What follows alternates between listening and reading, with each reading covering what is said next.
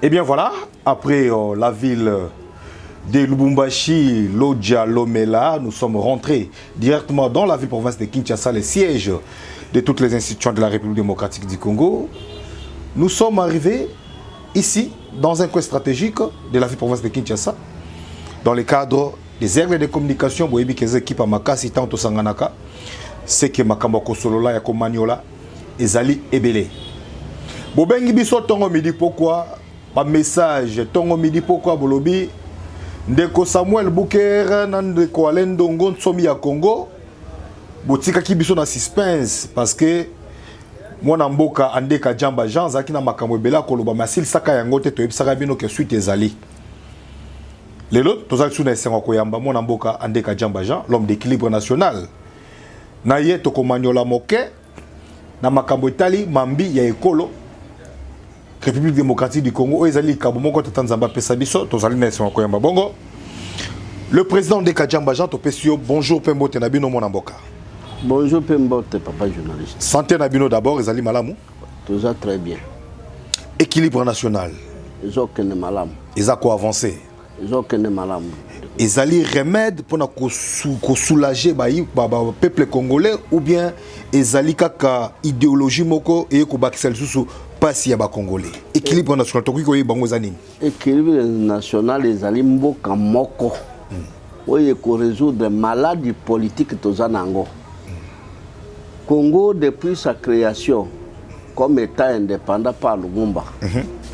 Et derayaki ba imposaki système moko oyo Congolais tolelaka chaque jour. To sali 63 ans na kolela kaka. Yango tolobi to ju solution oyo to bengi équilibre national. Oyo ko pesa Congolais nyonso kimia.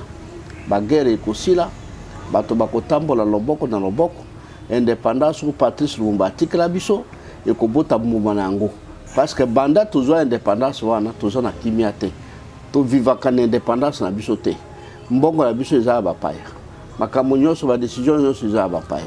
Seulement c'est équilibre et qu'on pense à biso remède, solution pour te Congolais agir l'indépendance na yango. Et ça système politique ya sika contre le système ya kala ou toujours benga système de minorité.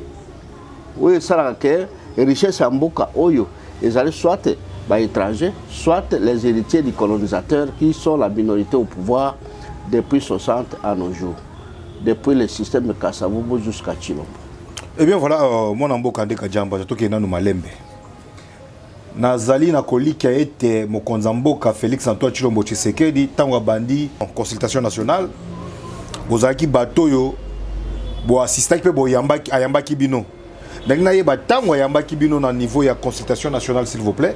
Masolo nini mwana mboka président de Kajamba Jean amemelaki Félix Antoine Tshilombo Tshisekedi président de la République papa et école.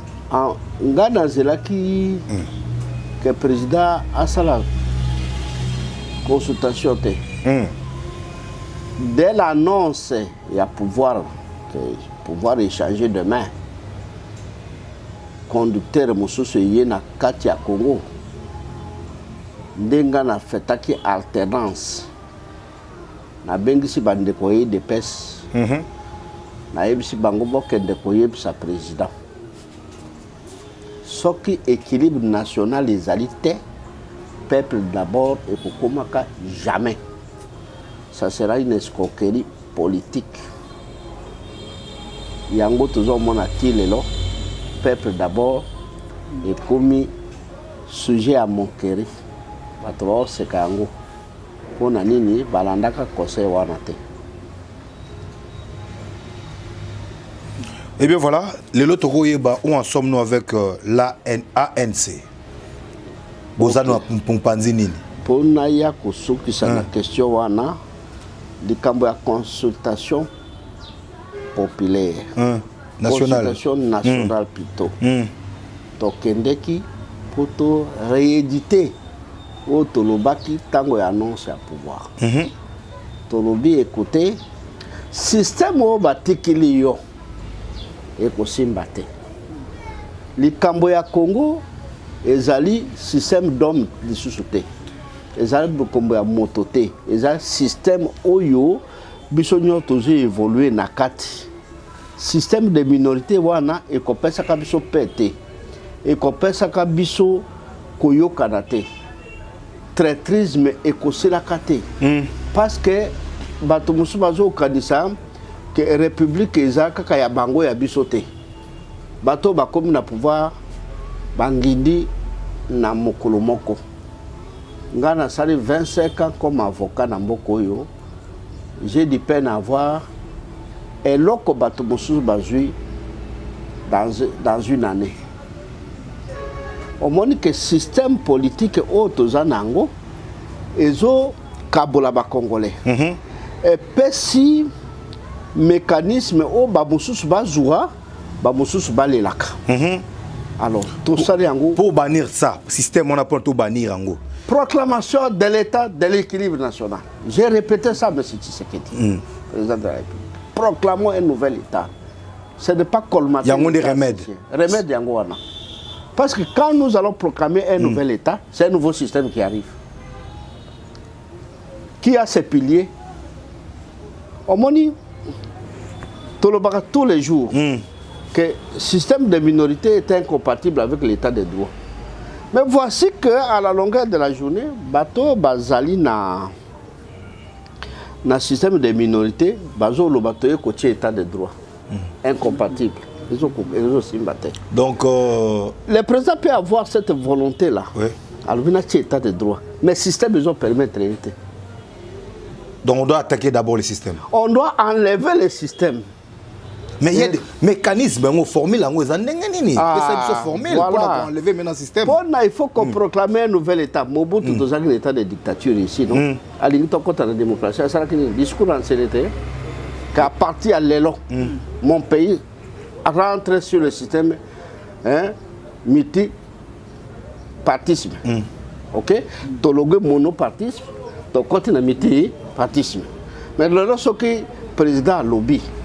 Tolongo d'état de minorité donc quand il est équilibre mabeza wapi yebisanga ingeta ba imboka nde na epsa bino ke notre zone ndongwana moke na mona mboka nde ka Jamba Jean l'homme d'équilibre national le président national ya parti politique ANC bon moni que non c'était important et c'était vraiment évident to kita to meka komanyo la moke mais tous les allés belé na sikina no ngonga epa ya mona mboka alendongo.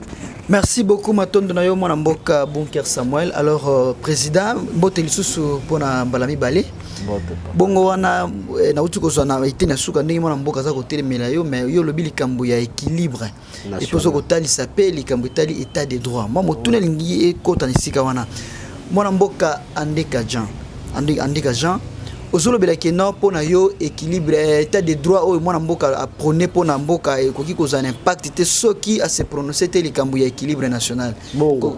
Mais alors kolandisama na kota la volonté politique.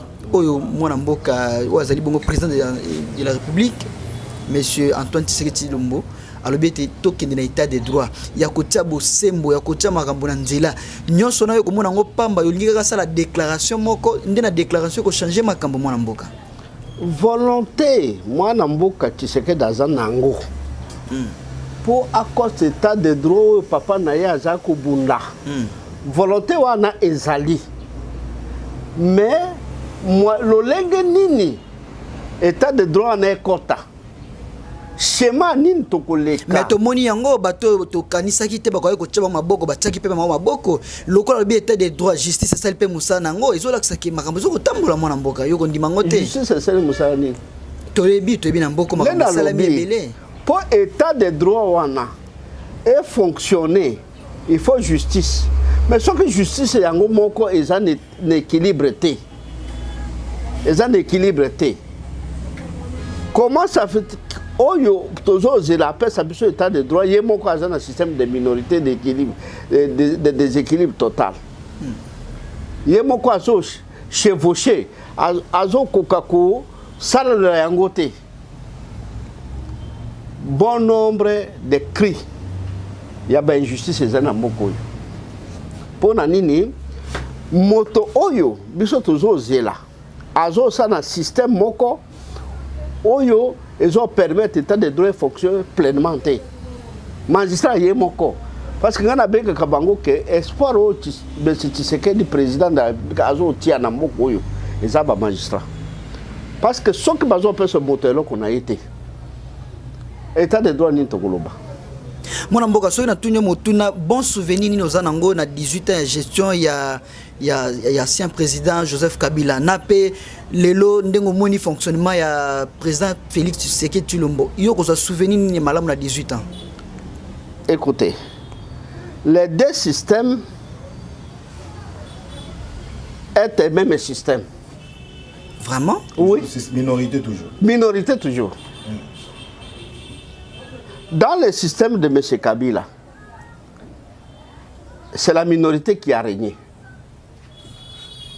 Dans l'actuel système, c'est la minorité qui règne.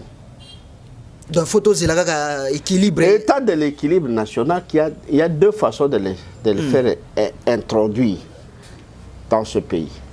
La révolution négociée, c'est-à-dire le président Tshisekedi, les détenteurs du pouvoir aujourd'hui, proclament un nouvel État.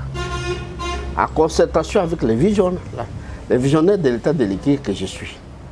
Et là, c'est une première manière de faire rentrer la paix au pays, mettre fin à la guerre. Que tout ce que nous faisons, état de ceci là, pour l'état d'urgence, comme on appelle ça, porte ses fruits. Les préalables de préalables. Mais ça n'a jamais été décrété grâce au président Félix. Aujourd'hui, nous avons l'état d'urgence. Qu'on est décrété, qu'on n'est pas décrété. L'insécurité règne, non? Mais ça date. C'est ce que j'ai dit. C'est le même système. Système yango kaka moko ba décréter état d'urgence ba décréter yango té les résultats sont les mêmes. Alors concrètement moi mboka ozoko reprocher nini na gouvernement ou parce que misali za ko salama la continuité du système de minorité, c'est tout ce que je vais reprocher. Baza kaka na ndira système de minorité au lieu de changer.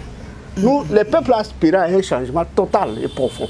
Mais changement salami régime salami président Fatia na état de droit tout le même. Bilongo ya ba tout changer mais système étiquette le même.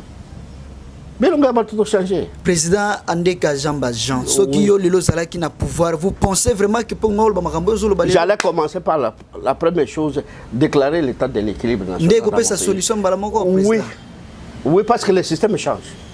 Ce que le peuple attend c'est de changer le système.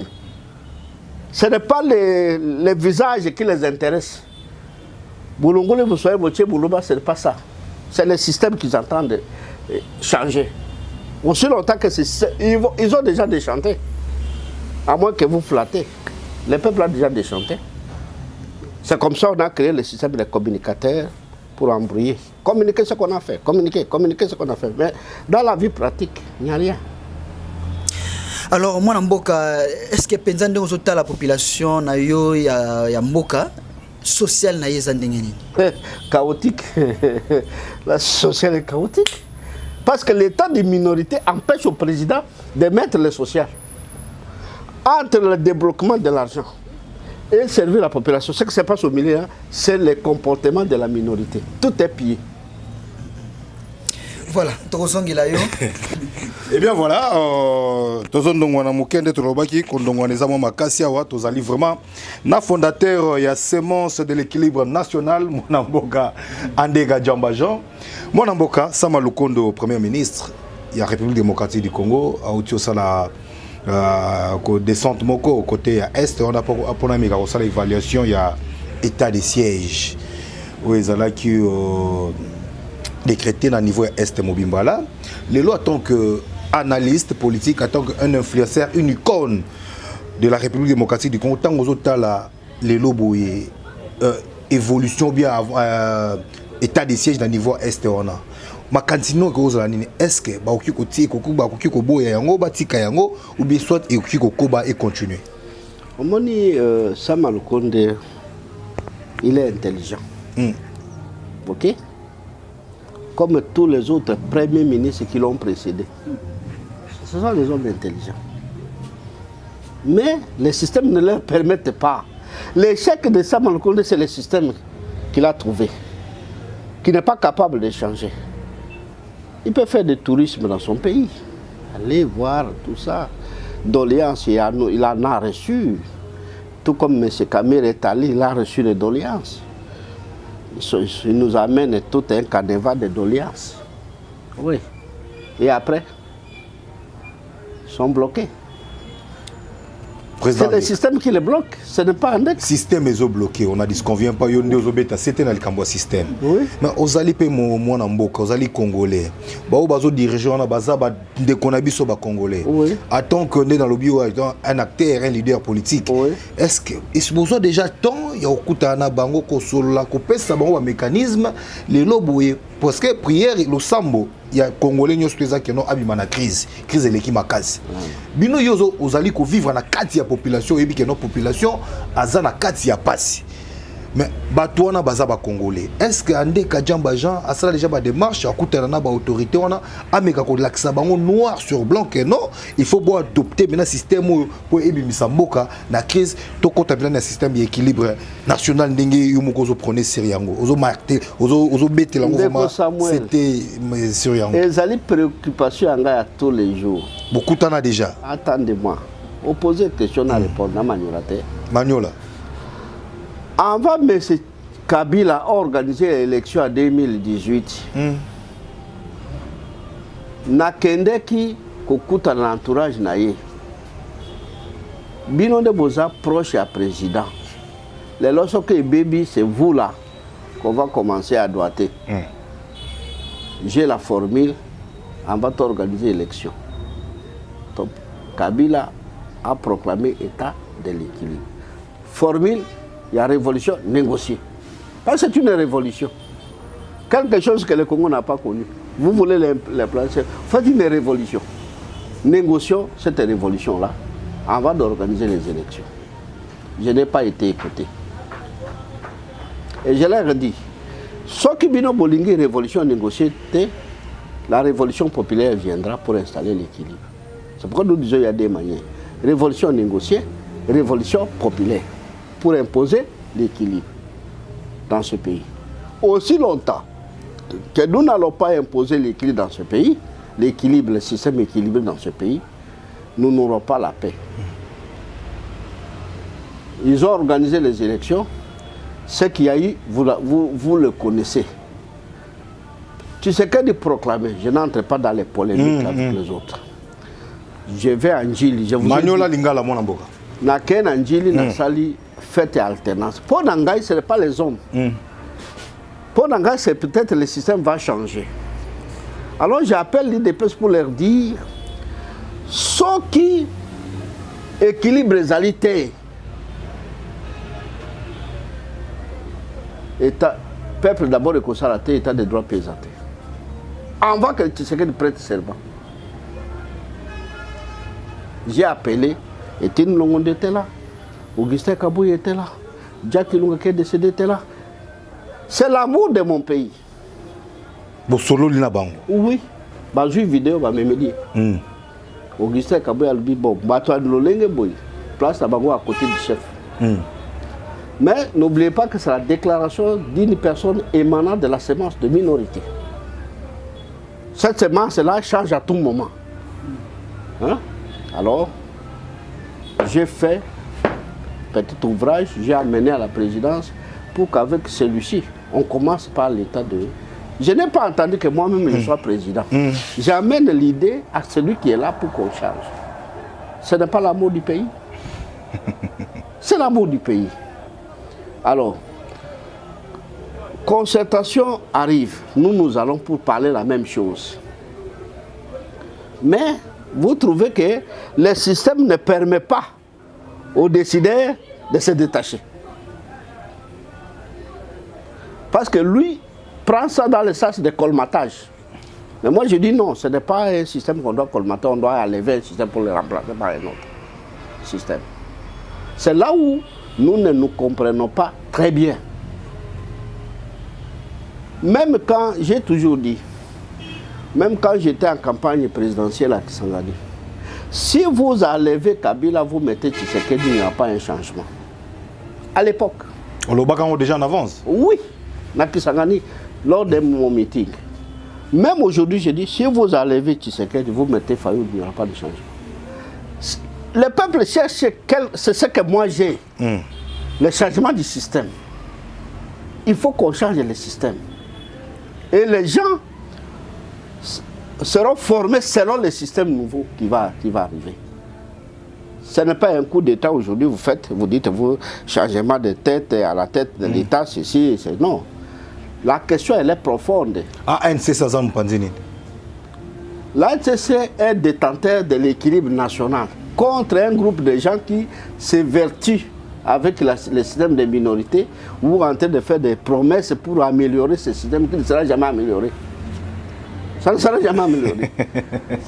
Eh bien voilà, des Norvégiens arrêtés dans l'aéroport international de Njili avec 850 munitions. Ils ont une préparation à coup d'État en tant qu'analyste politique. Papa, yo y a beaucoup de armes. Et balo batte que ça tentative à coup d'État. Il faut que les sociaux soient condamnés. Laissez-nous en interne régler nos problèmes, mais pas de cette manière-là. Vous venez, je ne sais pas avec quel agenda, avec des armes, non. Le Congo, c'est un État souverain. Les problèmes des minorités qui nous dérangent vont disparaître à un moment. Le Congo rentrera un jour, j'ai la foi, dans un état de l'équilibre national où nous allons vivre ce pays, le paradis de ce pays, nous allons le vivre. Il ne faut pas un Norvégien ou à quelqu'un d'autre de venir avec des armes ici. Pour quelle finalité? Eh bien voilà, Est, si la ANC, c'est l'équilibre contre ce système de néocolonialisme. Voilà. Ouais, nous sommes contre cela. Est et la République démocratique Tilelo, Mwamboutumbutezali, malgré l'état de siège, nous avons une persistance et insécurité. C'est vraiment que tu as rappelé dans le Congo central, tu as un système Boudidia Congo, créé un insécurité. Nani. Tu as un Kasai, tu as un Kamouena Sampo. Et mais tu as paralysé. Qui m'a entendu à Kasai. Il y a un système de minorités. Voilà. Les autres Zoloba. Créer des troubles. Na kwa mutu a créer des guerres. Conflit ya teke yaka. Mais ba baso bombana ba lobi que non moi infiltration. C'est la minorité qui crée ça. C'est la minorité au pouvoir. Vous êtes sûr que... Oui. Ce sont eux qui alimentent ce feu-là. Ah, au finish pour gagner quoi? Mais pour gagner la division qui est leur arme de gestion d'État. C'est la division là. Diviser pour mieux régner. Oui. Créer des troubles. Moi, Namboka Ndeka. Oui. Pesa piste. Pour na to bimba na système. La proclamation d'un nouvel État où la NER aura du travail en train de matraquer ceux qui ont plus que les autres. Parce que c'est cette différence-là entre toi et moi. Toi, tu es Congolais. Moi, je suis aussi Congolais, le père et le mère comme toi. On termine la même université, nous habitons la même ville, moi je vais dans un système de minorité, j'ai tout, toi tu restes du côté, tu n'as rien.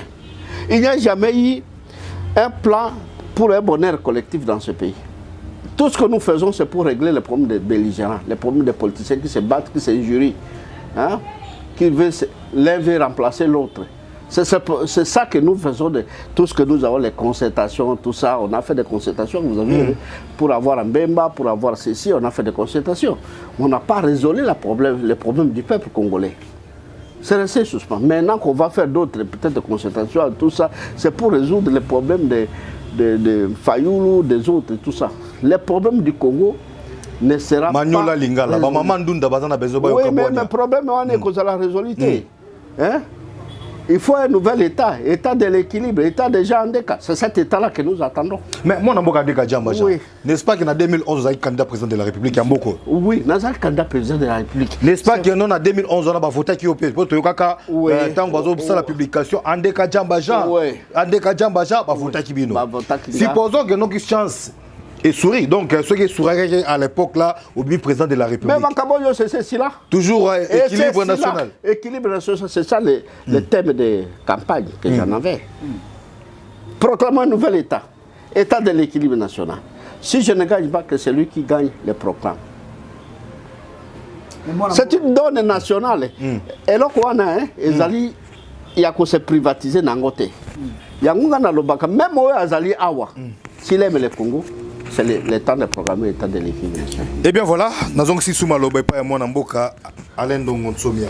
En tout cas mwana mboka na moni président na biso na likolo to kena na likolo mwana mboka ngana ko banza te banda président Félix Tshisekedi ya Zubo Kondi eza na mutu moko to ko biso kaza azali akei babenga kani akei étranger lokola mutu moko akimi mboka to zali abiso nyonso déjà la que tozana bolingo ya mboka tango mwana mboka zo sala ba concertation na bandeko ako bengi sabino je ne pense pas que yo pozanga ki ya kokuta na ko kabola maloba ko kabola makanisi na consultation populaire ezalaki te moko ya makanisi ya koluka ete Congo ezali mboka monene mboka etonda bomengombe to sangisa maele po to luka ndenge ya kubongisa ngo wana pesa kaka mabe mwana mboka yango ala lobi tango président afungoli tobetaki maboko non concertation nationale boya ngaku tuna bengi d'abord na limité botia komona nga donc yo moko dezo mi bengelaki na bengi déjà na présidence bandinga nanga basala botia komona nga j'ai beaucoup pas dit pour la zone bona bazo benga bateau mais l'équilibre n'est pas là j'ai appelé pour contribuer justement à ce que vous dites là. Alors vous voyez, j'ai les groupes de gens qui ont le sang des minorités dans leur corps opposés à moi. Quand moi je vais leur dire écoutez, tentons d'abord ça, hein? L'état de l'équilibre national. Proclamons un nouvel état. Moi mboka to kenda na moi to sembola ka lingala po bandi mona botala na komi moi livre ezana ba pilier na ngo nyonso. To me kana to sali oyo 60 ans. Mbutu silité. Le yasiga pe ye le to ko kende pe ba gratuité ba boti pe belé ba tungisa maki ko tangisa bana na kelasi grâce pe ya mokonza mboka lobi te to kende en application ya gratuité au monde ki makambo ko kende pe malamu mwana mboka. Ngai je suis en train de vous dire que globalement le système de minorité est malamuté. Mais ce qu'on dit to kota d'état nango. À l'époque lorsqu'on a créé la gratuité. J'ai d'abord vu ça sélective. L'État congolais a autorisé les écoles privées pour aider les écoles officielles, hein, parce que la population grandissait.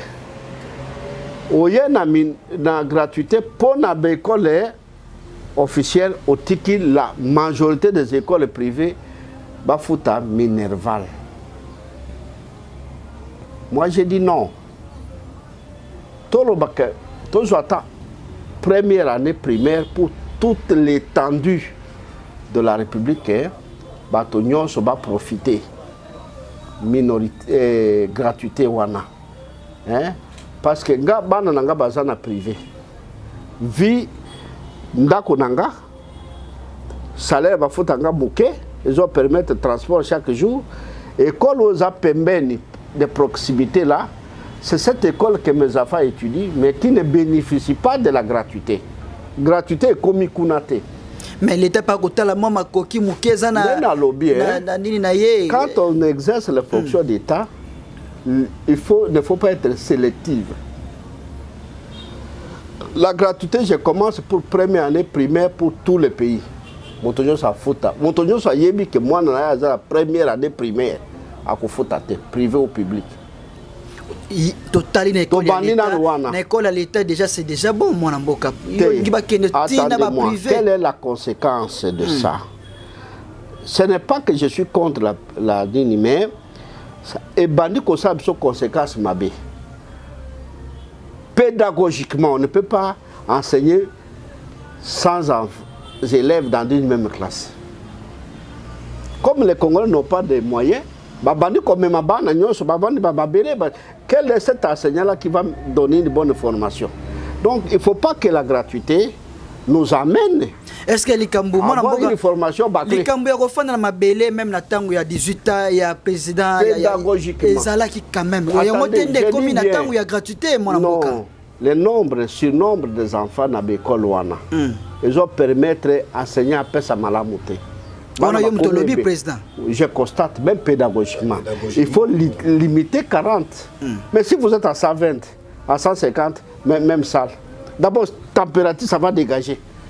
Et qu'on tient pas mal à l'aise. Vous savez, ce ne sont pas des choses climatisées. Vous voyez? Donc, d'une part, nous voulons aider, mais il ne faut pas bâcler la formation.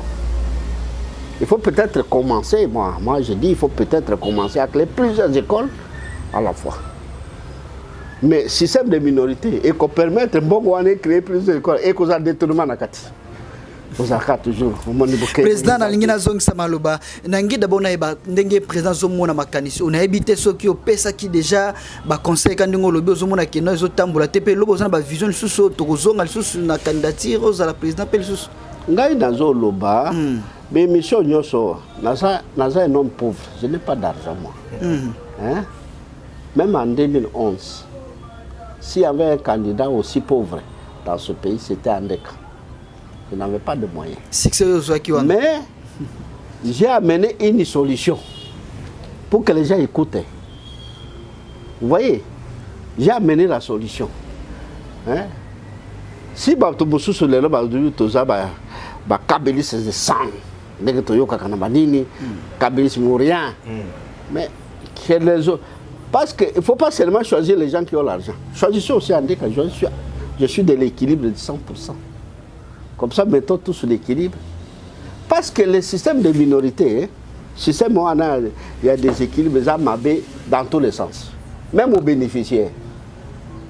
Tozalia Bissonyos, maman moko, tata moko, biso 4 awa, totangi même université, tosisi par exemple, licencié, mais nga na kena politique dans la nyos, bino motika la toute la vie.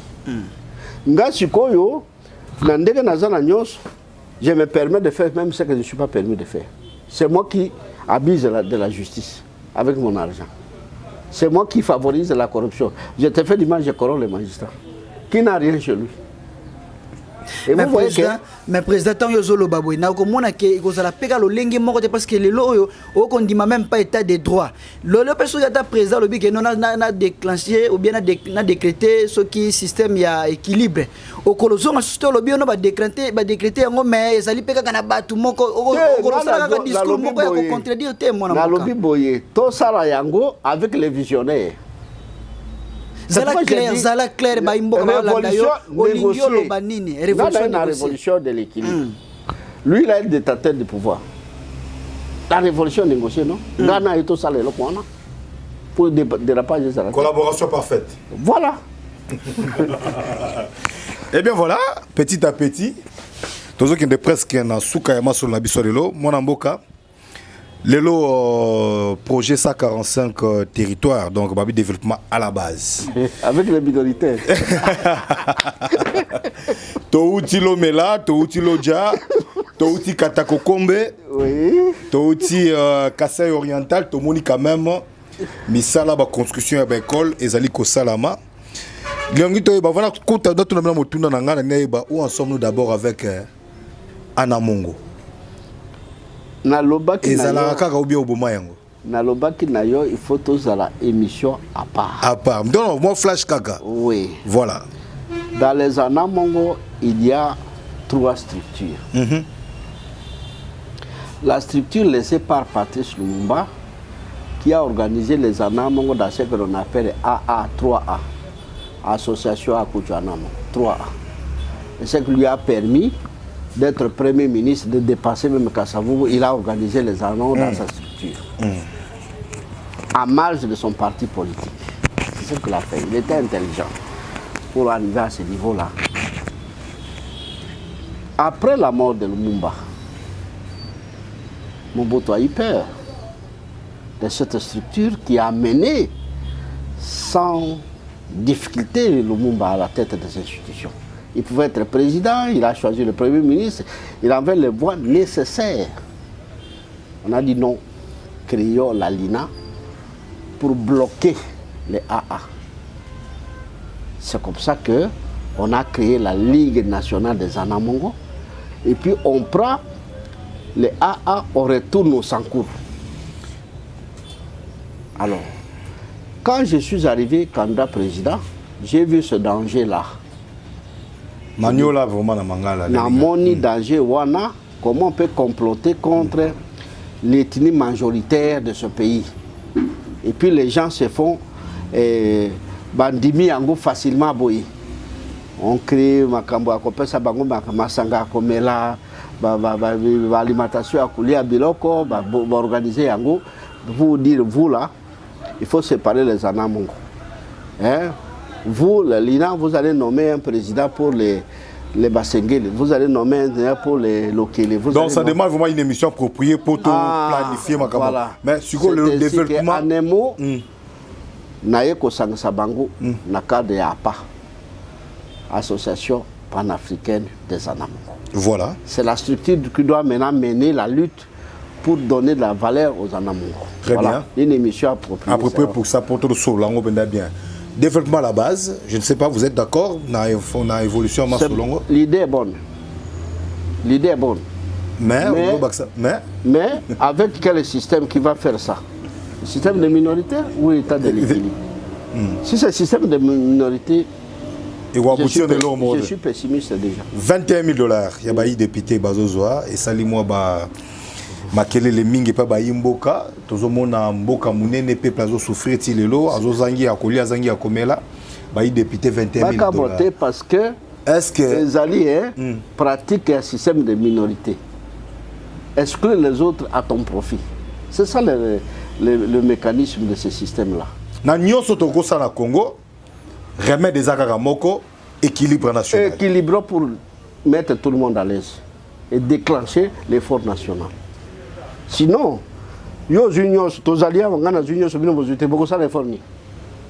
Pour tout ça, il y a même effort dans la vie. Toi, tu es licencié, lui licencié, l'autre licencié, moi licencié. Moi, j'ai tout, vous n'avez rien. L'État me donne moi seulement tout. Nous avons salaire rébellé, 21 000 $. Vous en avez avantage? Yo, vous avez même 1% à 21 000 $. Yo, vous en avez côté.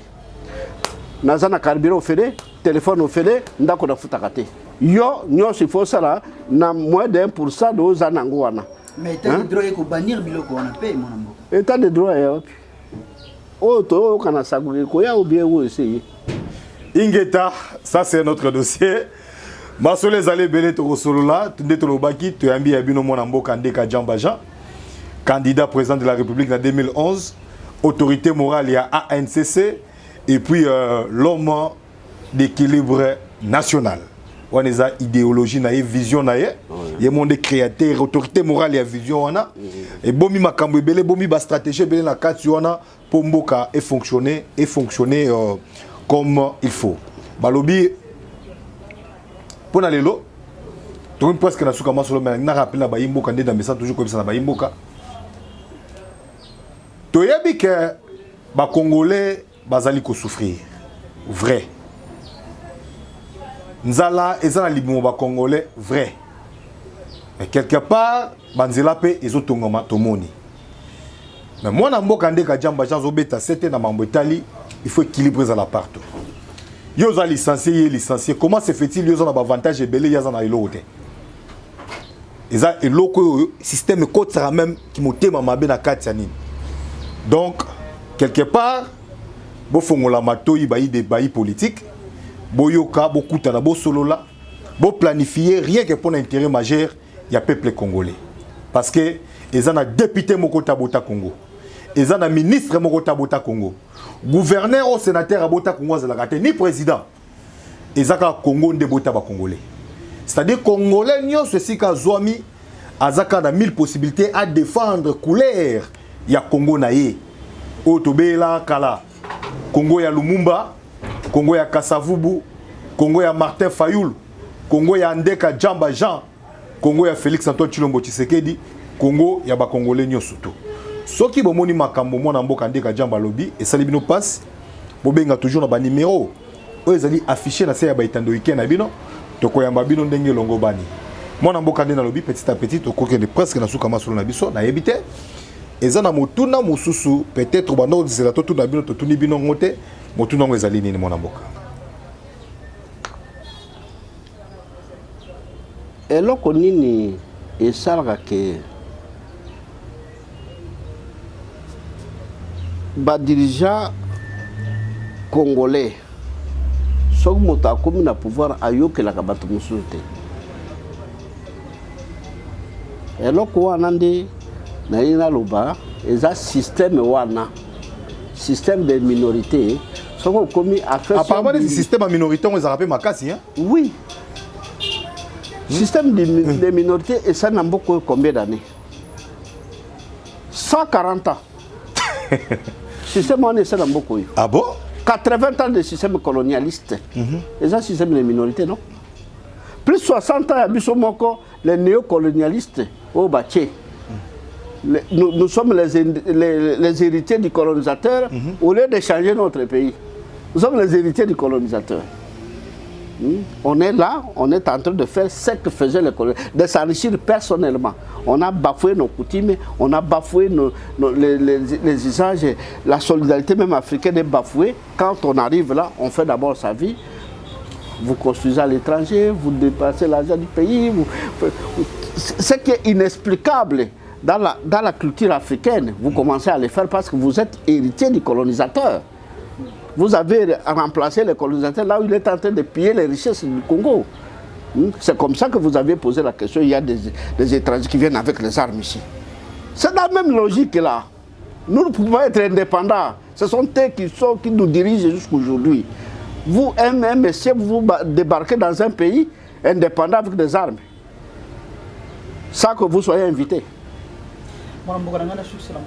Tout ça, émission de Jessie là, et si li. En tout cas, moi, je suis congolais, on a mis les réseaux sociaux, quand on a des vidéos qui circulent, Kuluna, Nakati à ville, comme ils sont en plaire. Kuluna, bon, policier, bêta, Kuluna, moi, réaction à yo pote, tout ce qui pense à wana. La mère des Kuluna au pays, c'est le système de minorité.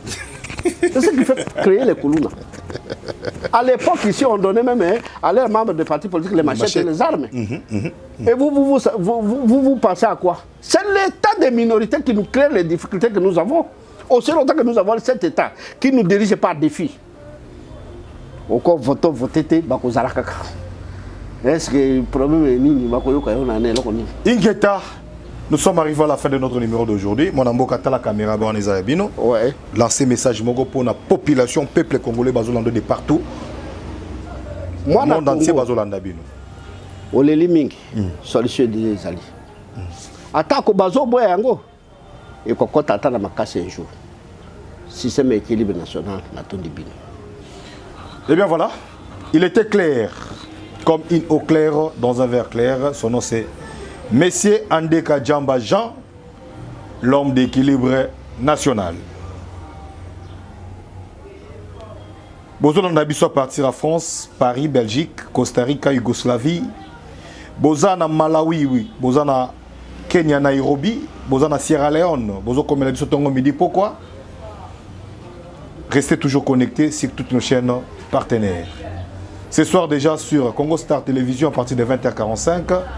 Kin 24, Molière Canal Plus, Le Peuple d'abord Télévision, 10e Mérite Télévision, Bolanda Intégralité, Yama Solo, Oyoto Solo Lilelo, Izalaki Abino, équipe nationale, les aigles de la communication, Toyamba Kiabino, président Andeka Djamba Jean. Soki, Mwana Nanzambe, Yesu Christ Azongi Lelote, Tokuten Abino, Balasima. D'ici là, portez-vous bien, que Dieu bénisse la RDC et tous les pays d'Afrique, mais sauf les Rwandais. On est ensemble.